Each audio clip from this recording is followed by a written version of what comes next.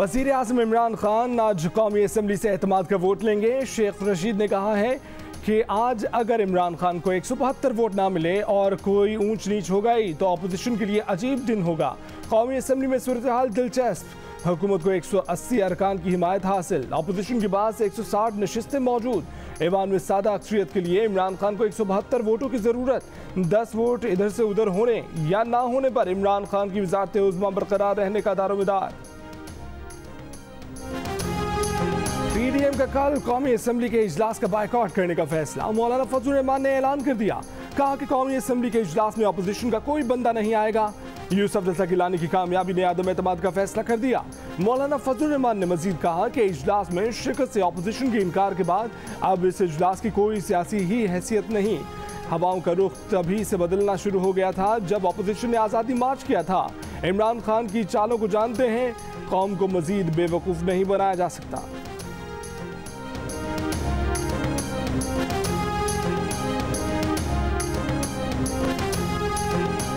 आज पार्टी का जो रुकन गैर हाजिर रहा उसके खिलाफ आइन के आर्टिकल 63 के तहत एक्शन लिया जाएगा।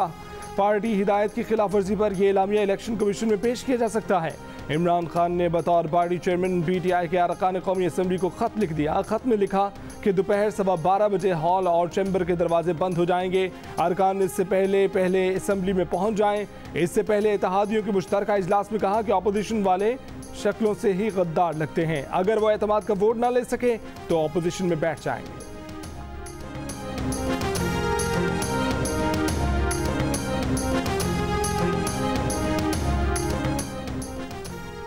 एमकेएम के कन्वीनर खालिद मकबूल सिद्दीकी भी हुकूमत से दबा शिकवा मंजर आम पर ले आए। कहा कि एतमाद का वोट इमरान खान को देंगे, मगर पीटीआई को अपने उम्मीदवार का ऐलान अलग से नहीं करना चाहिए।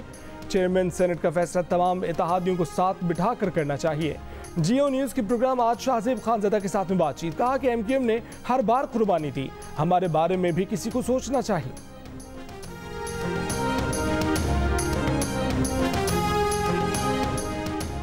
सिंध से हुकूमत की इत्तेहादी जमात जीडीए भी अपने शिकवे सामने ले आई। सिंध से सदरुद्दीन शाह के सेनेटर मुंतखब ना होने का इल्ज़ाम पीटीआई के अरकान पर लगा दिया।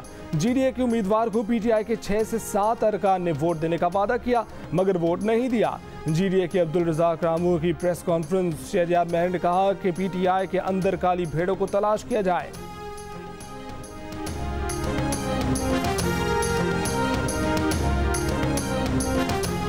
फैसला हो गया, मुल्क में इस वक्त कोई वजीर आजम नहीं, वो सिलेक्टेड था, उस पर अदम एतमाद हो चुका।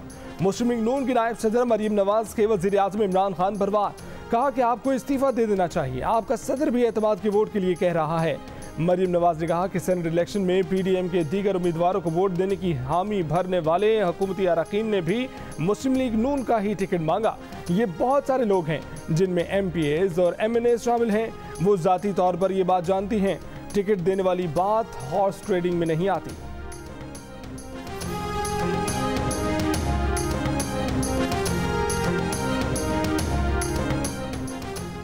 वफाकी वजीर इत्तलात शिबली फराज ने कहा है कि हफ्ते के इजलास में अपोजिशन के बायकॉट से कोई फर्क नहीं पड़ेगा। सदर की जानिब से वजीर आजम को एतमाद का वोट लेने की हिदायत की बजाय एतमाद की करारदाद पेश किए जाने से मुतल्लिक सवाल पर उन्होंने कहा कि जो भी किया जा रहा है आइन और कानून के मुताबिक किया जा रहा है। उन्होंने ये बातें जियो न्यूज़ से गुफ्तगू के दौरान कही।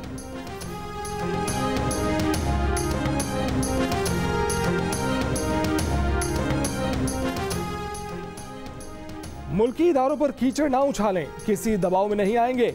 वजीर आजम के बयान पर इलेक्शन कमीशन का दो टोक जवाब। कहा कि एक नतीजे पर वजीर आजम का तबसरा और नाराजगी मुस्तरद करते हैं। किसी की खुशनुदी की खातिर ना आइन को नज़रअंदाज कर सकते हैं, ना उसमें तरमीम कर सकते हैं। हैरान कुन बात है कि एक ही अमले की मौजूदगी में जो हार गए वो नामंजूर, जो जीत गए वो मंजूर। क्या ये खुला तजाद नहीं? कुछ तो एहसास करें, इख्तलाफ है तो शवाहिद के साथ बात करें, इलेक्शन कमीशन को काम करने दें। इस तरह अगर आइनी इदारों की तस्दीक की जाती रही तो ये इलेक्शन कमीशन की नहीं, आपकी कमजोरी के मुतरादिफ होगा।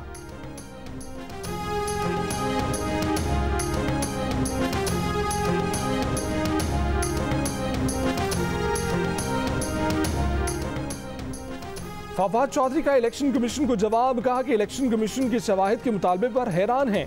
यही तो शवाहिद हैं कि एक ही निज़ाम के तहत एक ही छत तले हम एक सीट हार गए, दूसरी जीत गए।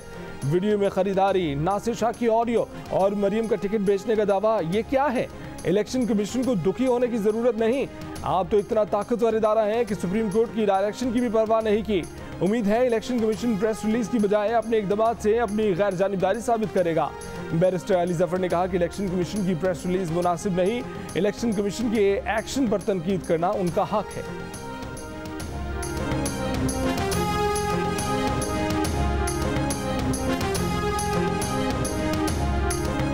इलेक्शन कमीशन से मुताल्लिक वजीर आजम के बयान पर अपोजिशन की मुजम्मत। पीपल्स पार्टी की शहरी रहमान ने कहा कि वजीर आजम इदारों को मुतनाज़ा न बनाएं। 10 का इलेक्शन के बाद हुकूमत के पास इलेक्शन कमीशन पर उंगली उठाने का अखलाकी जवाब नहीं बचा।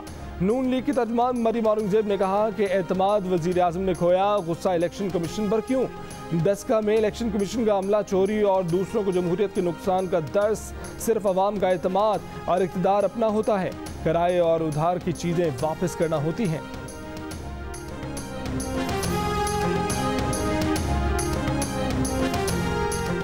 स्पीकर पंजाब असम्बली चौधरी परवेज इलाही ने कहा है कि उनकी जमात एतमाद के वोट में वजीर आज़म की भरपूर हिमायत करेगी।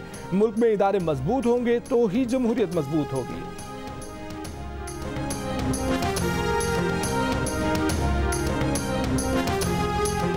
Army chief general Qamar Javed Bajwa ने कहा है कि किसी भी खतरे के खिलाफ आला तरबियत और अज़्म ऑपरेशनल सलाहियतों में इजाफा करता है। आर्मी चीफ का चौलिस्तान के सहरा में फील्ड ट्रेनिंग एरिया का दौरा। ISPR के मुताबिक आर्मी चीफ ने बहावलपुर कोर की जंगी तैयारी और तरबियती मयार को सराहा।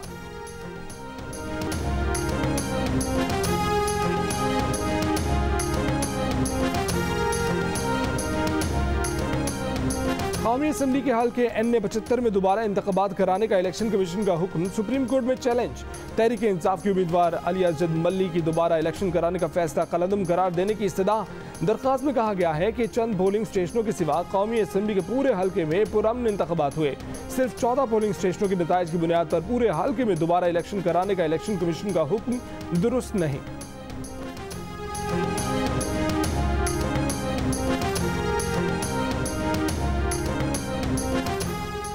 एक हफ्ते में मुर्गी का गोश्त 13 रुपये 30 पैसे फी किलो महंगा हो गया। चीनी पर 2 रुपये 64 पैसे बढ़ गए।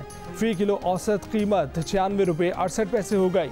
माश की दाल पर 3 रुपये 64 पैसे का इजाफा हो गया। मसूर की दाल 1 रुपया 37 पैसे महंगी हो गई। आटे का 20 किलो का थैला 8 रुपये सस्ता हो गया। इदारा शुमारियात ने रिपोर्ट जारी कर दी। कराची में दूध की कीमत में 10 रुपये लीटर इजाफा हो गया। इंतजामिया लाइल।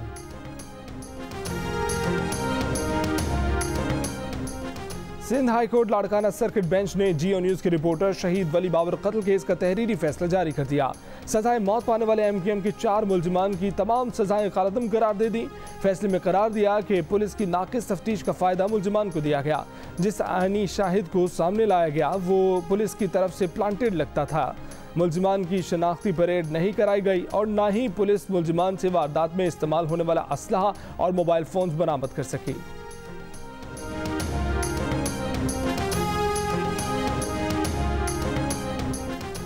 तफ्तीशी ऑफिसर किसी को कसूरवार या बेगुनाह करार नहीं दे सकता। किसी भी मुलजिम के खिलाफ फैसला सिर्फ अदालत दे सकती है।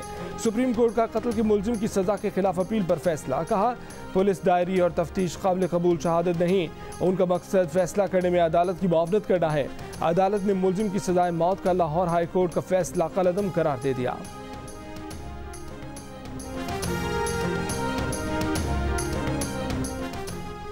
साबिक सदर आसिफ अली जरदारी की करप्शन मुकदमात सिंध मुंतकली की अपील सुप्रीम कोर्ट में समाअत के लिए मुकर्रर। जस्टिस उमर अता बंदियाल की सरबराही में 3 रुकनी बेंच 11 मार्च को समाअत करेगा। नैब समेत फरीकैन को नोटिस जारी। K2 की आगोश में सो जाने वाले कोहपेमा अली सदबारा और उनके साथियों को खिराज अकीदत। गवर्नमेंट कॉलेज यूनिवर्सिटी लाहौर में तलबा ने शम्मे रोशन की।